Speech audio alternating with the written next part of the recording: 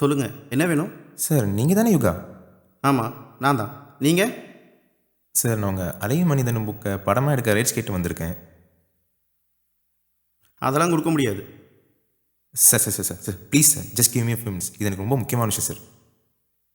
ஆனால் எனக்கு முக்கியம் இல்லையே. தயவு செஞ்சு தொந்தரவு பண்ணாமல் போங்க. Sir sir 1 minute sir. Sir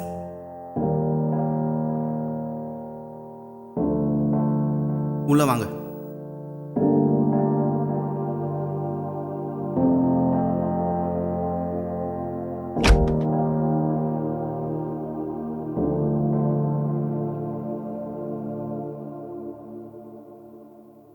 உட்காருங்க. சொல்லுங்கள், என்ன வேணும் உங்களுக்கு? உங்களோட இந்த புக்கை நான் படமாக எடுக்கலான்னு இருக்கேன். அதான் உங்ககிட்ட ரைட்ஸ் கேட்கலான்னு வந்தேன். அப்புறம் உங்களோட சின்ன இன்டர்வியூ எடுக்கணும். இங்கே வார்த்தைகளை விற்க போகிறதில்ல. நான் இங்கே எந்த வார்த்தையும் விலை கொடுத்து வாங்க வரல. உங்கள் எழுத்துக்கள் அதையும் தாண்டினது. யார் நீ? எப்படி உனக்கு நான் எங்கே இருக்கணும் தெரிஞ்சது? நண்பர் ஒருத்தர் கொடுத்தாரு. உங்களை காண்டாக்ட் பண்ணேன், ஆனால் உங்கள் ஃபோன் கால் இமெயில் நீங்கள் எதையுமே ரெஸ்பாண்ட் பண்ணல. அதான் நேரிலே வந்துட்டேன். சார் நான் ஒரு கிராஜுவேட். இப்போது பேஷனுக்காக ஓடிட்டுருக்கேன். என்னோடய முதல் படம் கண்டிப்பாக உங்கள் அலைய மனிதன் புக்கை அடாப்ட் பண்ணி தான் இருக்கணும்னு எப்போயே முடிவு பண்ணுது. என்னோடய ஃபேமிலி, ஃப்ரெண்ட்ஸ், அப்புறம் என்னோடய டீம் கூட இதுக்காக ரொம்ப ஈகராக வெயிட் பண்ணிகிட்ருக்காங்க. அந்த புத்தகம் எப்படி உங்களுக்கு கிடைச்சிது? இந்த புக் என் லைஃபோட ஒரு பார்ட். இன்ஃபேக்ட் என் லைஃப்பில் ரொம்ப முக்கியமான புக்கே தான். என் ஃபேமிலியில் உங்கள் புக்ஸ் எல்லாம் ரொம்ப விரும்பி படிப்பாங்க. இன்ஃபேக்ட் உங்கள் எழுத்துக்கள் எவ்வளோ ஸ்ட்ராங்னு எங்கள் அப்பா சொல்லிக்கிட்டே இருப்பார்.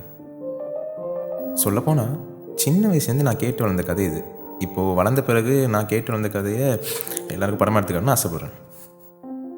இப்போ இந்த புக் எங்கேயும் கிடைக்கிறது இல்லை. ஏன்னா நீங்கள் பப்ளிஷ் பண்ண கம்மியான காப்பீஸில் இதுதான் கடைசி புக். என் அப்பா கூட சொல்லிகிட்டே இருப்பார் உங்களை பார்க்கணுன்னு. இவ்வளோ ஆளுமையை செலுத்தின நீங்கள் ஏன் இந்த ஒரு புக்கோட எழுதுறது நிறுத்திட்டீங்க? ஐம் சாரி, பட் இந்த புக்கு காதலையும் தாண்டி மனிதனுக்கும் கடலுக்கும் இருக்கிற நிறைய ஆழமான அர்த்தங்களை சொல்லுது. சத்யன் இந்த கதையோட கதையை மாந்தன் நம்ம வாழ்கிற லைஃபோட ரிசம்பிள்ஸ் தான் நான் சொல்லுவேன். இந்த புக்கு எனக்கு எவ்வளோ சொல்லி கொடுத்துருக்கு. சத்யன் கடலை பார்த்து கவிதை எழுந்த அந்த நொடிகள், உண்மையிலே நான் யாருக்காக வெயிட் பண்ணுறேன், லைஃப் எப்படி அப்ரோச் பண்ணுறதுன்னு சொல்லி கொடுத்துருக்கு. உங்கள் அப்ரேஷனுக்கு ரொம்ப நன்றி. ஆனால் நீங்கள் இப்போ கிளம்பலாம். போகிறதுக்கு முன்னாடி ஒன்று சொல்கிறேன். செப்டம்பர் 18 1999 நாற்காலி, அக்டோபர் 9 2001 வேடிக்கை மனிதர்கள், மார்ச் 8 2002 காகிதம் பேசும் வார்த்தைகள், அப்புறம் ஜனவரி 6 2003 அலைய மனிதனும். வாழ்நாளில் நீங்கள் எழுத்தாளர் எழுதின 4 புக்ஸு தான். அதுக்கப்புறம் உங்களுக்கு என்ன ஆச்சு? ஏன் எதுவுமே எழுதலை? நாடே செலிப்ரேட் பண்ண ரைட்டர் நீங்கள், ஆனால் உங்கள் எழுத்துக்கள் இப்போ எங்க? பேனா போட்டி வச்சு பேப்பரை கசக்கி போட்டால் எல்லாம் முடிஞ்சிச்சா? தோ இந்த 4 செவத்துக்குள்ள. இங்கே பார், தேவையில்லாத விஷயம் தலையிடாத. உனக்கு அவ்வளோதான். இப்போ எங்கேயாவது கிளம்பிப்போ.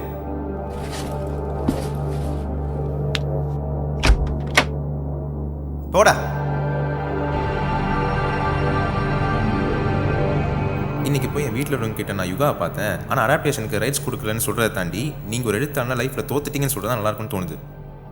இந்த மாதிரி ஒரு கதை இனிமேல் திரும்பி வராது.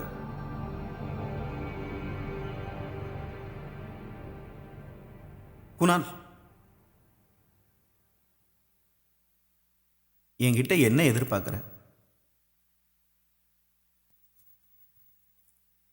எனக்கு ஒரு விஷயம் தோணிக்கிட்டே இருக்கும். இப்படி ஒரு ஆழமான எழுத்துக்களை கொடுத்த ஒரு எழுத்தாளன் அப்படியே காற்று மாதிரி மறைஞ்சு போன காரணம் என்னவாக இருக்கும்? இங்கே வந்ததுக்கான விஷயம் வேறையாக இருந்தாலும் இந்த ஒரு விஷயம் என்னை ரொம்ப வருஷமாக பாதிச்சுட்டு இருந்திருக்கு. வளைய மனிதன் புக்கு என் லைஃப்பில் ஒரு பெரிய இன்ஸ்பிரேஷன் இருந்த மாதிரி பல பேரோட லைஃப்பில் இருந்திருக்கும்.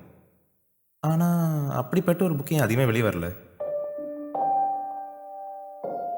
ஒரு எழுத்தாளர் உருவாக காரணமே அவன் தன்னோட வாழ்க்கை பயணத்தில் தன்னை வெளிப்படுத்தி கொள்வது தான். என் வாழ்க்கையை புரட்டி போட்டது என் மனைவி தாரணி இறப்பு. வாழ்க்கையில் ஒரு சிலரை தொலைச்சிட்டு நிற்கிற போது தான் அவங்க நமக்கு கொடுத்த அன்பும் ஆதரவும் புரியும். அப்படி நான் தொலைச்ச ஒருத்தி தான் என் தாரணி.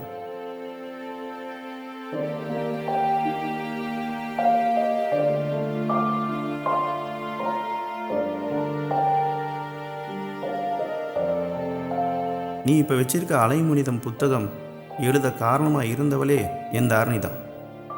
தாரணி இருக்கிறதுக்கு முன்னாலேயே இந்த கதையை நான் எழுத தொடங்கினேன். ஒரு காதல் கதையாக தொடங்கின இந்த புத்தகம் வாழ்க்கையோட பல பரிமாணங்களை பேசணும்னு நான் நினச்சேன். இந்த புத்தகம் தொடங்கும்போது வேலை விஷயமா தாரணி கனடாவுக்கு போக வேண்டிய ஒரு சூழ்நிலை வந்துச்சு. இந்த நிகழ்வை தான் அந்த புத்தகத்தில் நான் எழுதியிருப்பேன். கடல் தாண்டி இருக்கிற தன்னோட காதலிக்காக சத்யன்கிற கதாபாத்திரம் கடல் நோக்கி எதிர்பார்த்து காத்துட்ருப்பான். என்னோட பிரதிபலிப்பு தான் சத்யன். நான் எப்படி என் தாரணிக்காக காத்துட்டு இருந்தனோ அதே போல தான் சத்யனும் தன் காதலிக்காக காத்துட்ருப்பான்.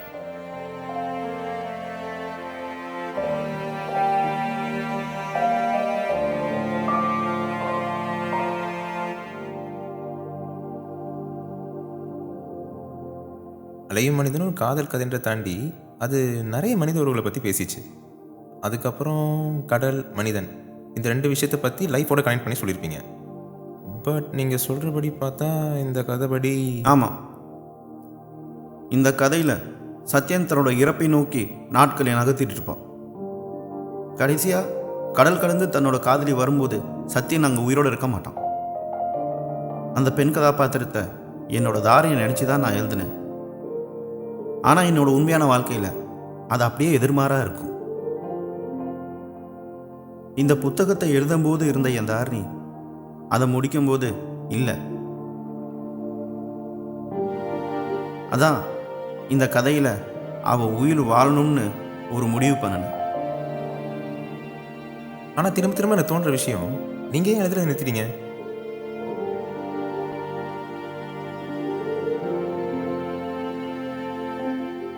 நிறைய காரணங்கள். ஒரு எழுத்தாளன் தன்னோட எழுத்தை நிறுத்துறானா அவனுக்கு வாழ்க்கையில் தலையோங்கிய வலியும் கண்ணீரும் இருக்கும். கண்டிப்பாக இருக்கும். தாரணியும் நானும் காதலிச்சு சீக்கிரமாகவே கல்யாணம் பண்ணிக்கிட்டோம். அதுக்கப்புறம் தான் அவள் கனடாக்கு வேலை விஷயமா போக வேண்டியதாக போச்சு. கடல் தாண்டிய பயணம் என்றும் நிறைவற்றது. இதை அந்த புத்தகத்திலே எழுதியிருப்பேன். கடல் தாண்டி போன என் தாரணி திரும்ப வரவே இல்லை. ஒரு நாள் இரவு எனக்கு ஒரு ஃபோன் கால். தாரணி இறந்துட்டா அப்படின்னு ஒரு செய்தி. அதை கேட்டு எனக்கு என்ன செய்யறதுனே புரியல.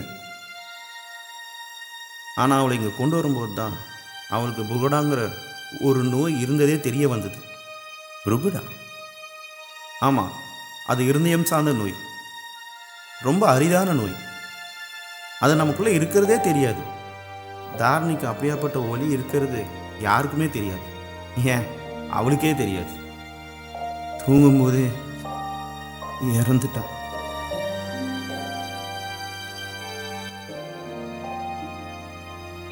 இந்த புத்தகம் எழுதி முடிக்கிறதுக்குள்ளேயே இதெல்லாம் நடந்து முடிஞ்சிருச்சு. அதான் இந்த கதை இவ்வளோ ஆழமாக இருக்குன்னு நினைக்கிறேன். அதுக்கப்புறம் அவரோட இறப்பு என்னோட எழுத்துக்களை ரொம்ப பாதிச்சிருச்சு. என்னால் ஒரு கட்டத்துக்கு மேலே எதையுமே எழுத முடியல. அப்போ அந்த கட்டத்தில் தான் என்னோடய வாழ்க்கையில் வலியும் வெறுமையும் அதிகமாச்சு.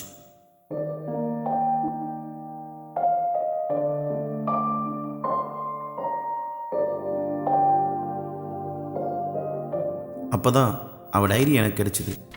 அவள் எனக்கு கொடுக்கணும்னு வச்சிருந்த டைரி இது.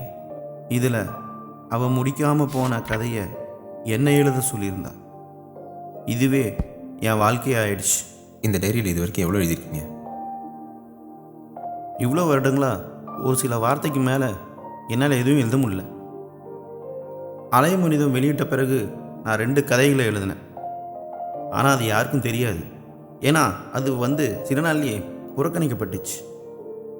ரொம்ப கொடுமையான காலகட்டம் அது. ஏன்னா அப்போ தான் என்னை விரும்புகிற அத்தனை பேரும் என்னை வெறுக்க ஆரம்பித்தாங்க. என்னோட கதைகள் புறக்கணிக்கப்பட்டுச்சு.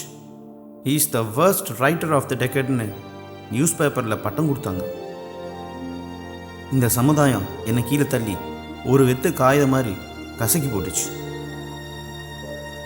தாரணியோட இறப்பு என்னோட எழுத்துக்களுக்கு ஒரு முற்றுப்புள்ளி வச்சிச்சு. அதுக்கப்புறம் என்னோட சரிவை நான் என் கண்ணால் பார்த்தேன். அப்போ இஸ் த worst ரைட்டர்னு சொன்னவங்க இப்போ is the most underrated ரைட்டர்னு என்ன சொல்கிறாங்க. ரெண்டுத்துக்கும் என்ன வித்தியாசம்? தோ இன்னமும் தன்னம்பிக்கையோடு இருக்கேன். எவ்வளோ வழிகளை பார்த்தாச்சு. ஆனால் மனசுலேருந்து எழுத்துக்களை கொண்டு வர முடியல. அலையும் மனிதன் ரொம்ப கம்மியாக தான் பிரிண்ட் ஆச்சு. ஏன்னா அப்போ நான் இருந்த நிலைமை அப்படி. ஒரு பக்கம் என் மனைவியோட இறப்பு, இன்னொரு பக்கம் என் வெத்து காகிதங்கள். இப்போ தாரணி பற்றி நினைவுகளிலிருந்து வெளிவர முயற்சி செஞ்சிகிட்டு இருக்கேன். நீங்கள் எழுதின விஷயம் எவ்வளோ பாய்ச்சதோ அதே மாதிரி நீங்கள் இப்போ சொன்ன விஷயம் ரொம்ப பாய்ச்சது. எப்படி இவ்வளோ வழிகளோட இங்கே தனியாக?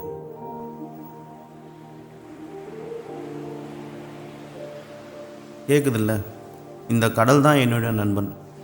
எப்பெல்லாம் தனிமையை உணரனோ அப்பெல்லாம் இந்த கடல் தர இசையை நான் கேட்பேன். நம்ம வாழ்கிற வாழ்க்கையில் 1% கூட நம்ம வாழலன்னு நம்மளை உணர வைக்கும்.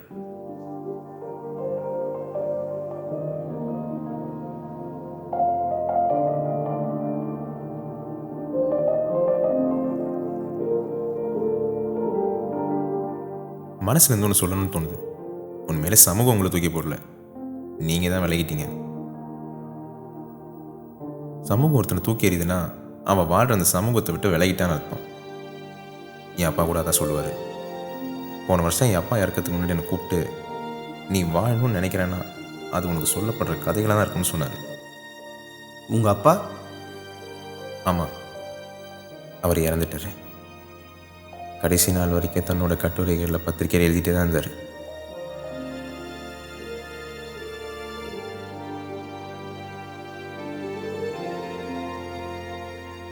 கேள்விப்பட்டிருப்பீங்க, நொடிகள் பத்திரிகையில் அப்பா எழுதுகிற தன்னம்பிக்கை கட்டுரைகள் வரும். உண்மையான கதைகளும் வலிமையான எழுத்துக்களும் எப்பயும் நம்ம வாழ்க்கையை ஏதோ ஒரு வகையில் சரியாக கொண்டு போய் சேர்க்கும்னு சொல்லுவார். குமாரவர்மன் உங்கள் அப்பாவா? ஆமாம், அவர் எழுத்துக்களில் வளர்ந்தவன் தான் நான். அப்பாவுக்கு அப்புறமா உங்கள் எழுத்துக்கள் தான் நான் ரொம்ப பாதிச்சது. ஒரு காலத்தில் அவரோட எழுத்துக்களை ரொம்ப விமர்சனம் செஞ்சாங்க. ஆனால் அவரோட எழுத்துக்களை அவர் தூக்கி போடல, எப்போவுமே அவர் கைக்குள்ளே வச்சுட்டு இருந்தார். உங்கள் அப்பாவோட கட்டுரைகள் எல்லாமே நான் படிச்சிருக்கேன். அதை படிக்கும்போது நான் எங்கே என்ன தொலைச்சிருக்கேன்ட்டு எனக்கு தெரிய வரும். இப்போ வரைக்குமே என்னை எழுத முயற்சி செய்ய வைக்கிறதே உங்கள் அப்பாவோட எழுத்துக்கள் தான். இந்த உலகத்தில் யாரோ எங்கேயோ எழுதுகிற எழுத்துக்கள் தெரிஞ்சோ தெரியாமலையோ நம்மளோட வாழ்க்கையில் இன்ஸ்பயர் பண்ணிட்டு தான் இருக்கு.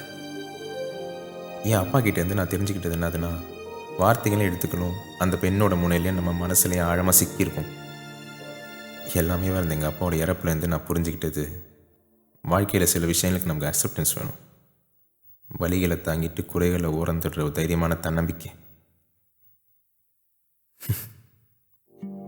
கடைசியாக ஒன்று மட்டும் நான் சொல்ல விரும்புகிறேன். உங்கள் மனைவியோட உயிரோட்டம் உங்கள் எழுத்துக்களாக தான் இருக்குன்னு நான் நம்புகிறேன். ஒரு பாரம் மேலே இருக்க ஒரு பாரம் வாழ்க்கையில் பயந்து பயந்து வாழ பழக்கிடுச்சு. பயத்தை தூக்கி போட்டு வாழ்க்கையை எதிர்கொள்ளலான்னு நினைக்கும் போது தோல் மேலே ஏதோ ஒரு பாரம் அதிகமாக இருக்க ஒரு உணர்வு எப்பயுமே இருக்கும். ஆனால் இப்போ உங்களோட புரிதல் என்ன நான் எங்கே சிக்கிக்கிட்டே இருக்குன்னு உணர்த்தி இருக்கு. யதார்த்தத்தை ஏற்றுக்கொள்ள வயசில்லை, ஆனால் உணர்ந்து கொள்ள உண்மைகள் இருக்கும் வரை.